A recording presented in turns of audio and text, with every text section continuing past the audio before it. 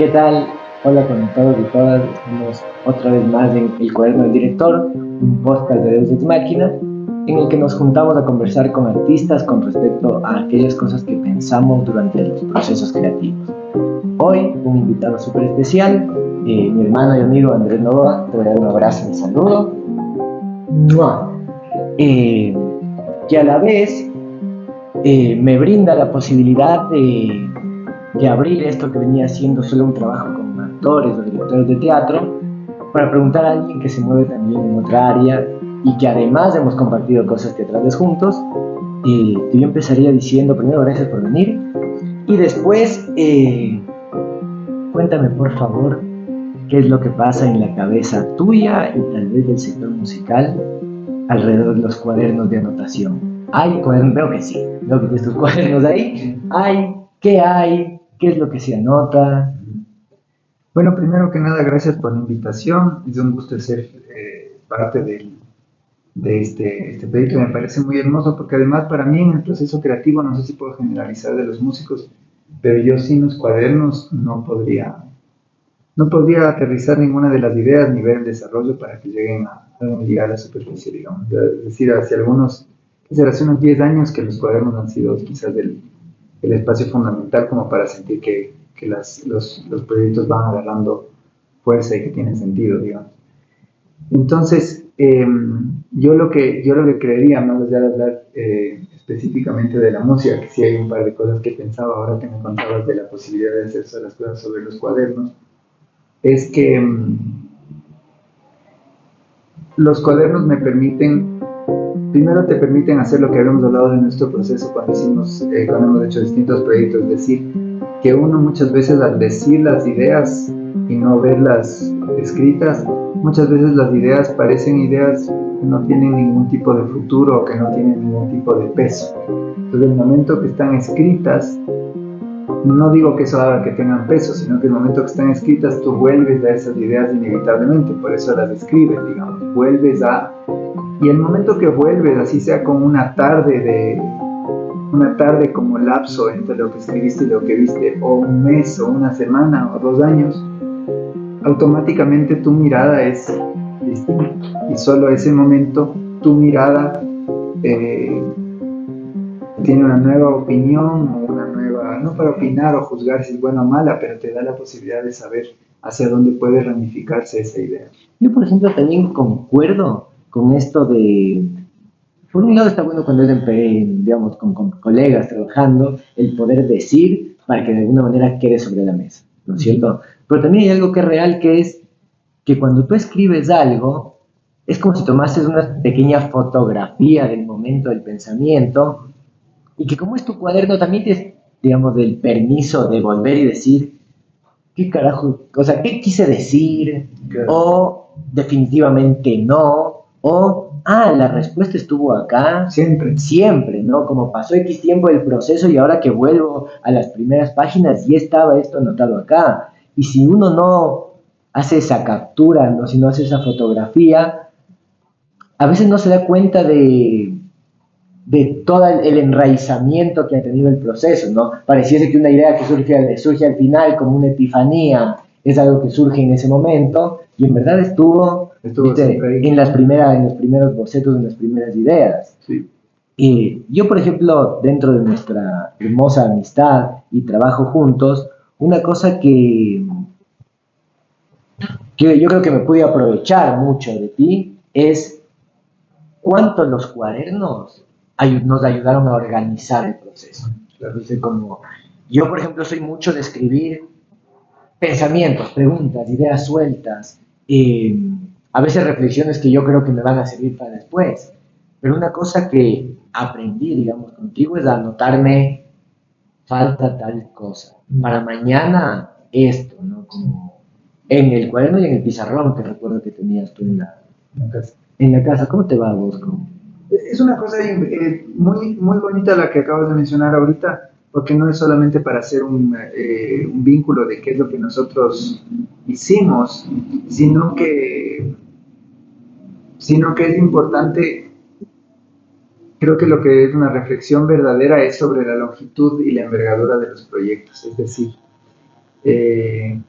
Si me llaman a mí un concierto, a hacer un concierto en 2 semanas, de la semana que viene, seguramente es un concierto donde se va a trabajar de tal manera un repertorio y se llega y se hace el concierto y se acabó. Y la música tiene esa increíble frugalidad, o sea que simplemente asoma, pack, se acabó y se fue para siempre. Es la primera vez donde el proyecto era tanto más largo. Entonces creo que los cuadernos ahorita nos permitieron a vos y a mí no solo hacer la parte ejecutiva, no solo hacer la parte de organización, de recordatorio, de ayuda a memoria. Porque esa ayuda a memoria quizás pudo haber sido mejor un Excel, digamos. Claro. Pero además sirvió, yo le veo ahora que veo los cuadernos, donde está la estructura del musical, ahorita van a ser más de 2 años de este cuaderno, y ver que era no solo una ayuda a memoria, sino me imagino como dejar esas sogas en esas historias de si quisiera salir en un grupo, quisiera salir de una caverna. ¿Cómo van a salir en las películas de la caverna si no hay nada de luz? Con una soga para que alguien de afuera tire la soga y de ese momento empieces a hacer así hasta que algún rato sale. O sea, yo veo estos cuadernos y solo me imagino que en muchos momentos de absoluta, no oscuridad psicológica o emotiva, pero de tal vez de incertidumbre a dónde iba a llegar o cuándo íbamos a llegar a ciertos lugares, solo la soga nos permitía hacer. Yo siempre saco a colación esto que tú me contaste de Bolaño hablando del sentido común. Sí, no, es que es impresionante. Sí, lo digo y después lo dices tú, ¿te parece? Sí, yo me anoté esto, ¿qué es? Sí. Porque para mí trabajar con otro director fue una cosa primera vez, y primera vez que funciona tan bien, ¿no? Digamos, porque uno ha tenido charlas y cosas así, pero cotejar y aparte dos áreas, música y teatro, era la primera vez así. Y me anoté, trabajar con otro director funciona solo si hay sentido común. Y me lo anoté a razón de la historia esta que tú me contaste. Sí, la historia solamente es, y hacer ahí sí veo la cámara del público, me encanta. No, es que hay una entrevista de las muy pocas que hay de Roberto Bolaño, porque no hay muchas en YouTube. Y esa entrevista, él está leyendo, ¿cómo es la mega poetisa, la mega poeta chilena? Pucha. Es un poema de Isabel Allende. En todo caso, le pregunta el entrevistador y le dice, ¿te gustaría leer un verso de este poemario? Y él lee el poema y lo dice, mira cuánto sentido tiene. Y él le pregunta, ¿por qué haces alusión al sentido? Y dice, porque es el sentido común. Y dice, detrás de todo canon artístico, detrás de todo canon literario está el sentido común. Y me acuerdo haber hecho la siguiente reflexión, no para alargar sobre eso, pero no solo qué hermoso que haya sentido común en el sentido, porque muchas veces supuestamente el arte nos permite salirnos del sentido común, nos permite crear con libertad y con los sueños del inconsciente. Sí, pero no. Sí, pero no, claro. No, porque si no, no tienes chance de vincularte con el otro, porque el lenguaje tuyo de los sueños es tan tuyo que si te quedas en ese espacio se hace una cámara de eco y no pasa nada.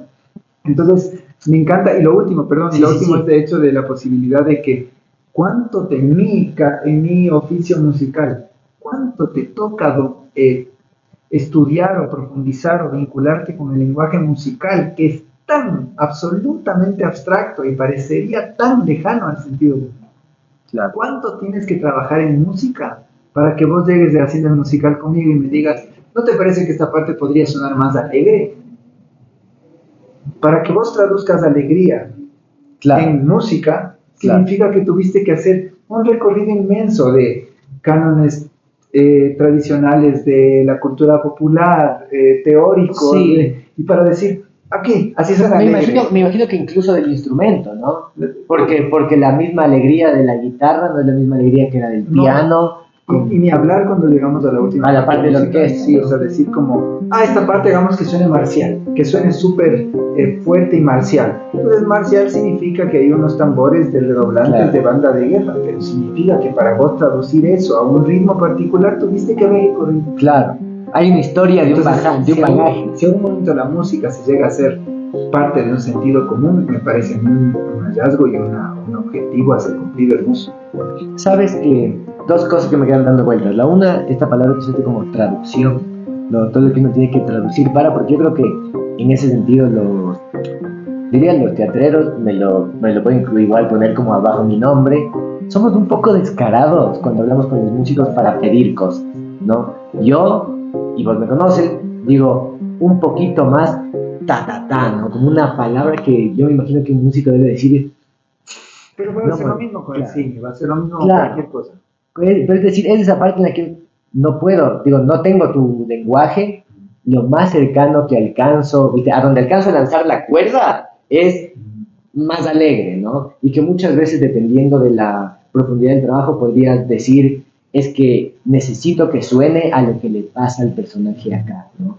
Y cuando te toca explicar qué le pasa al personaje acá, yo siempre tengo esta cosa que es que nombro algo y sé que no es todo. Es como te estoy nombrando algo para ver si es que alcanzamos a tener un punto en común y a la vez sé que no es que lo que el actor hace en el momento, el personaje es mucho más complejo que lo que yo puedo decir, pero vos le vas a meter un piano o un violín a un lugar y yo necesito darte una punta de la cuerda para ver si es que tú alcanzas a agarrar. Y yo creo que nosotros, como, o por lo menos yo me siento, por un lado bastante descarado porque pido como, pero por otro lado también en un lugar de confianza de que el otro está queriendo traducir, es decir, el otro sí domina el lenguaje.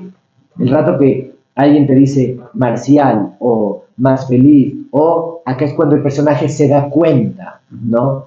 Ahí hay algo que quien domina un lenguaje dice, yo creo que por acá, ¿no? Como creo que este tipo de acordes o este tipo de cosas, yo he tenido la sensación de que generan lo que me estás pidiendo. Y eso es un dominio del lenguaje que a mí me parece único. Claro, y que fue fantástico. Y ahorita me agarro de nuevo de la idea de traducción, porque a mí el límite que han propuesto para la creación de este podcast, el límite, es decir, la idea de vamos a hablar sobre los cuadernos del director, o al final el cuaderno de quien está encarando un proceso creativo, Total. me parece fantástico. Entonces agarro lo de la traducción para volver a los cuadernos, por decir, qué hermoso es tener que uno mismo traducirse. Es También, decir, que nosotros llegamos a tener escenas donde estamos diciendo, hay una fiesta en el musical, hay una fiesta de la protagonista con sus muebles.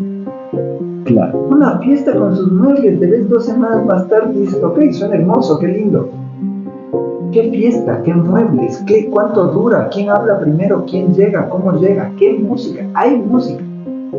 Y también, El reto de traducir una idea es otra maravilla del cuaderno creativo. O sea, el cuaderno creativo es, me encantaría hacer un musical. claro. Y ahora, o sea, a mí me encanta eso en particular. Y digamos, y eso es tan el musical como el musical mismo. No. Es decir, todas esas anotaciones que tal vez no llegan de ninguna manera al espectador, igual claramente son ADN del musical, porque si es que eso no está ahí, lo otro no termina de pasar. Y también me encanta esto, ¿no te pasa, por ejemplo, de leer, digamos, la protagonista tiene una fiesta con sus muebles, ¿no? Y de enseguida alrededor de muebles poder anclar con la conversación? ¿Viste? El momento en que uno dice, yo recuerdo el momento que descubrimos los roperos, los percheros para la escena, que en algún lugar en muebles en la palabra muebles está sintetizado no sé cuántas conversaciones alrededor de la silla que tenía la doble y única mujer, de la peinadora que ya nos íbamos imaginando, del hecho de que necesitábamos una escena que definíamos como Disney y no teníamos un cuerpo de baile. Y qué hermoso que digas la traducción. La idea es queremos una fiesta, tiene que haber gente en la fiesta.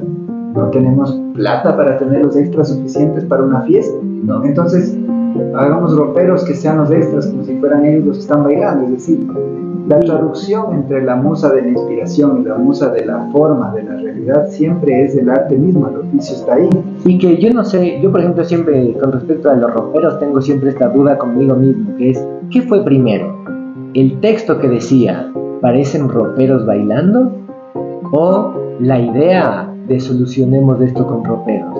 Porque no me acuerdo. Claro, no me acuerdo, y eso no importa. Claro, es como, esa es una de esas veces en las que hace clic al mismo tiempo. Cuéntame, ¿qué ibas a leer? No, leo por el hecho de que yo creo que nunca te leí esto, no voy a leer entero porque es largo, pero me doy cuenta que en algún momento buscando ya, y justo, ideas que no parecen, y vuelvo al hallazgo más grande que hemos tenido como personas creativas, pero es cuántas ideas que no necesariamente parecía que iban a ser buenas, es decir, ya ideas que dices, ya no tengo idea cómo generar más música, no tengo idea cómo generar más cosas, Y yo tengo en estas partituras un hallazgo que me parece todavía impactante, que yo no sabía qué hacer en una parte de la escena de la pugna que mencioné hace un momento, pero no importa, el punto de esto, perdónenme que pase tantas hojas, pero se debe ver chévere, no me va a demorar mucho. Que un momento dado digo, habíamos tenido en el texto una idea que decíamos 2 por 2 son 4, 4 por 2 son 8, 8 por 2 son 16, y agarré y algún rato le hacemos capaz de alguna una foto a este en algún momento de la vida, pero está con colores subrayados los acentos de la palabra 2 por 2 son 4, están cada una subrayadas, y de repente eso cuando pones las sílabas terminaba siendo tico, tico, 2 por 2 son 4, 4 por 2 son 8, tica, tu, tico, y por eso surge toda la música, es decir, no había la música antes.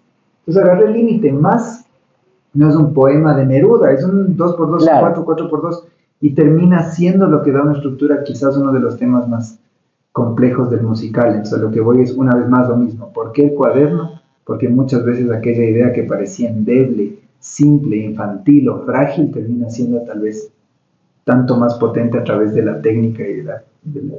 Sabes que, yo tenía, siempre que estoy revisando estas cosas, trato de ver qué me resuena. Y una que tenía anotada acá es, ¿qué escucho cuando escucho?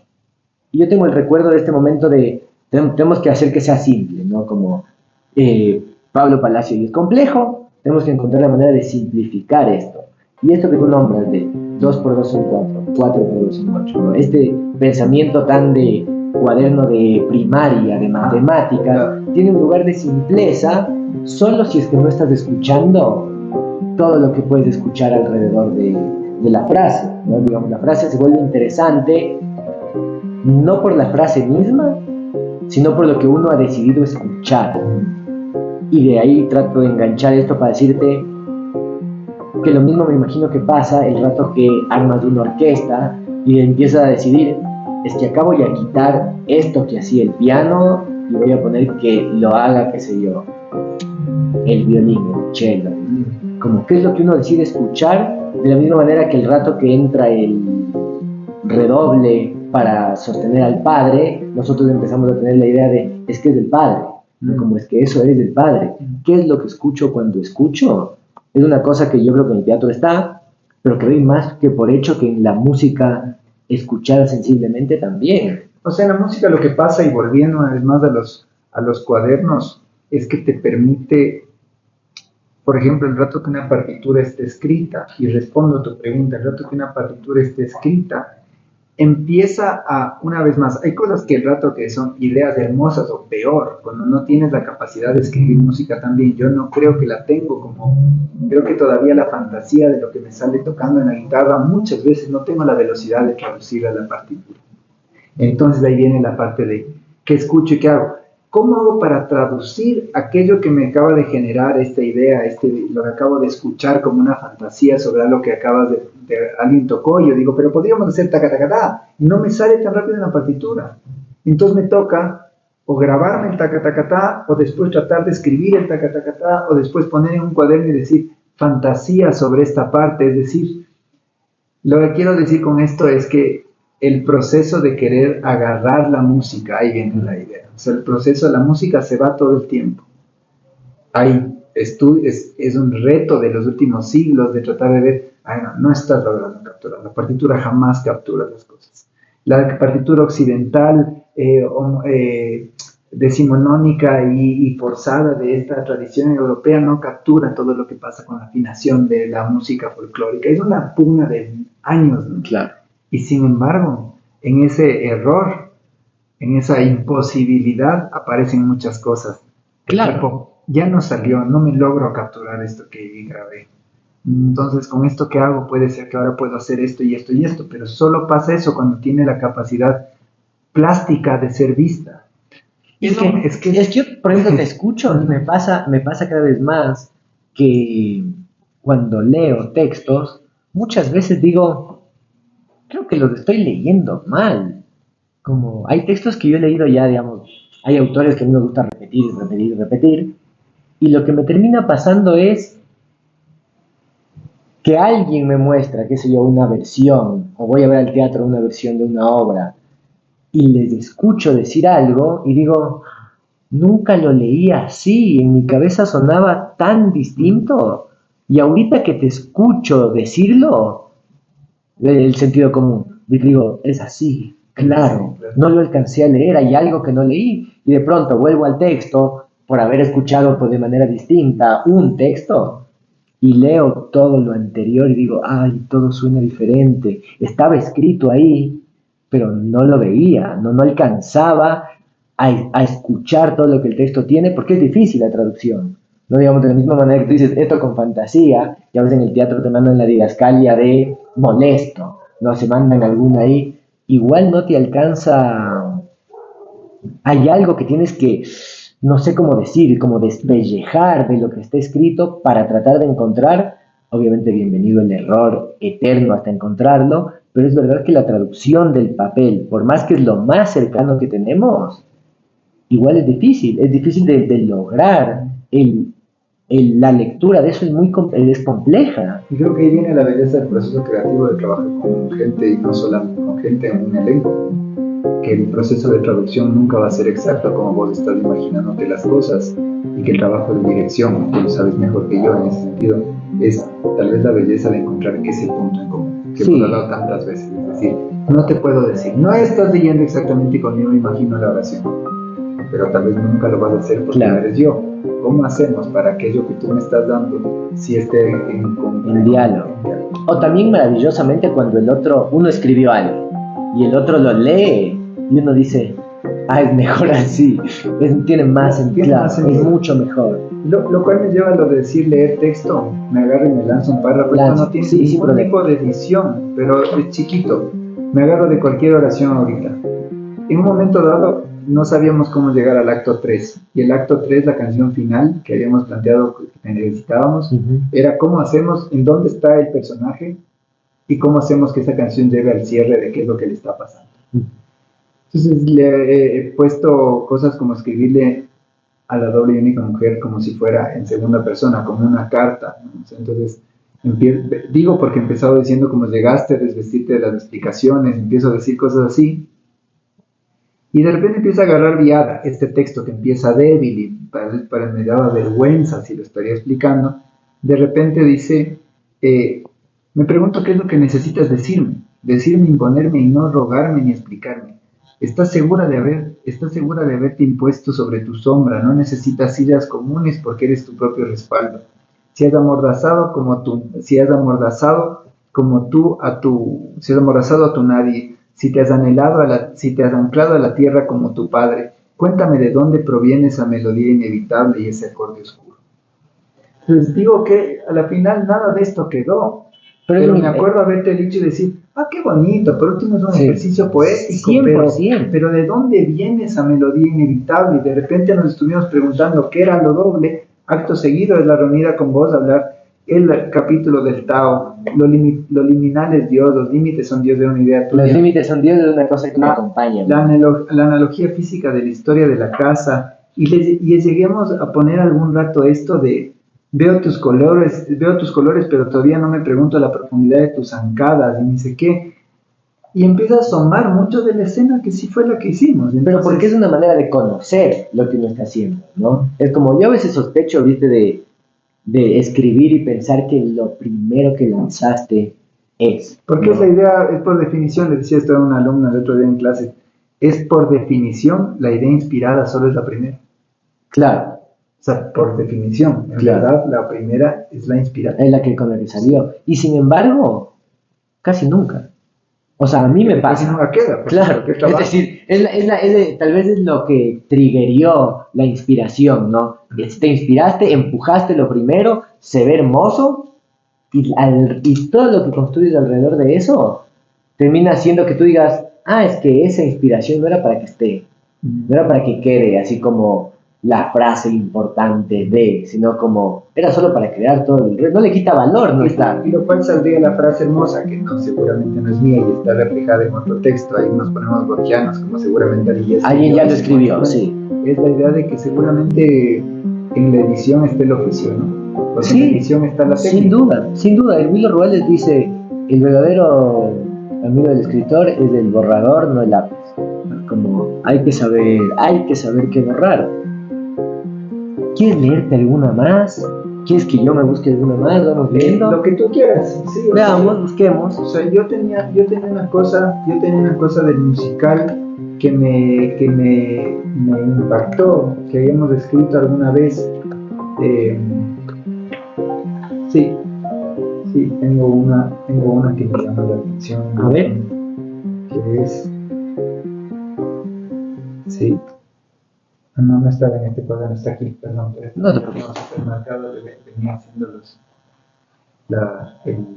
habíamos marcado cosas del musical.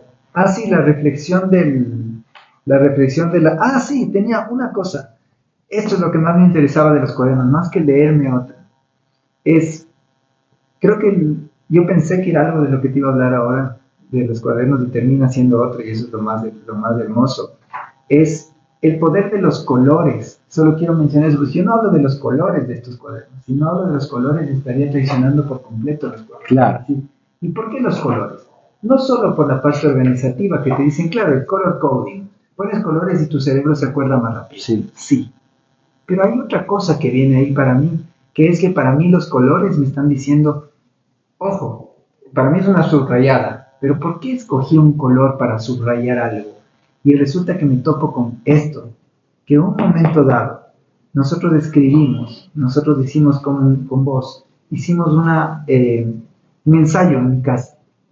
Y esto es para dejar como claro por qué la importancia de los conceptos del cuaderno y de lo plástico. Y de confiar en aquello que no solamente es estético, no solamente es lindo. Porque tengo la letra horrible ensayamos en mi casa, ensayamos el musical y no teníamos el escenario grande, sino solamente la alfombra. Porque estábamos armando la función reducida para la alfombra. Y de repente nos topamos con esta idea de que yo haya dibujado algo, y dibujé en el cuaderno la alfombra, y el rato de dibujar la alfombra, ver un rectángulo que es tan simple, dijimos, parece un ring de lucha. Claro. Entonces puede ser que cada vez que queramos ahora hacer, que cada vez que la gente esté afuera del ring, no participa, claro, porque vos no luchas, estás afuera, y el rato que estás adentro, sí participas. Entonces decidimos hacer como si la alfombra fuera el ring, no para luchar, pero sí para entrar en personaje. Y a mí ver el cuadrado siendo un man que no puedo hacer un círculo, no puedo ni dibujar nada, me parece realmente emocionante con respecto al valor de querer documentar unas ideas, a pesar de que sientes que no vas a poder. Qué tan importante es querer cazar los tilingos, pasarte agarrando las mariposas o las luciérnagas de las ideas. Me parece de las cosas más bonitas de tener un cuaderno. Sabes que yo, una cosa que... Aquí está, a ver, el mundo. Habíamos puesto, aquí era el mundo. Y es un rectángulo que dice el mundo. Y hablar de que íbamos a hacer esto y esto. Y me encanta también que saquéis la misma idea separada en dos... Claro, en dos cuadernos, sí. Una vez claro, más. Total. ¿Sabes que me traes como pensamiento para cerrar con esto de los colores? El entendimiento de revisitar para encontrarle la siguiente profundidad. A mí me pasa yo no uso tanto color, es la realidad, pero uso mucho distinta manera de subrayar.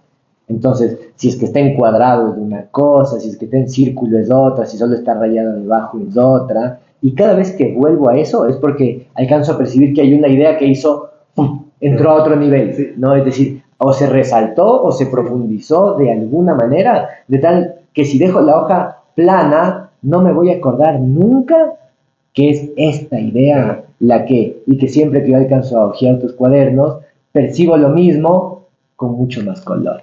Claro. Como esa posibilidad de el verde me lleva a esto, el rojo me lleva a no sé qué. Hermano, me quedo con tantas más ganas de seguir. Y yo te voy a pedir permiso, por favor, porque sería una idea tan hermosa que quiero ver si con esa cerramos. O sea, no sé, diga. Tú sabrás, pero me parece que lo último que te gustaría decir es que hermoso que ver que el proceso creativo, al ser creativo, genera vida, por lo tanto es tan amoroso, que ¿qué puede ser más romántico que pensar que si uno revisita algo es para entender que hay una nueva profundidad como el amor mismo? Hermoso. Bueno, muchísimas gracias. Hermano lindo. Bueno, salimos tal vez de cámara por darnos ese abrazo. Bueno, vamos a despedirnos. Muchísimas gracias por acompañarnos. Vamos a seguir encontrándonos con colegas, amigos, artistas del medio para seguir viendo qué es lo que nos pasa en nuestros pensamientos, en los procesos creativos. No se olviden que abajo de nuestro video podrán encontrar toda la información sobre Andrés, para que tengan toda la información de quién es, y no dejen de acompañarnos en futuros encuentros. Síganos también en nuestras redes, que vamos a estar acá siempre pensando en conjunto. Muchísimas gracias. Gracias.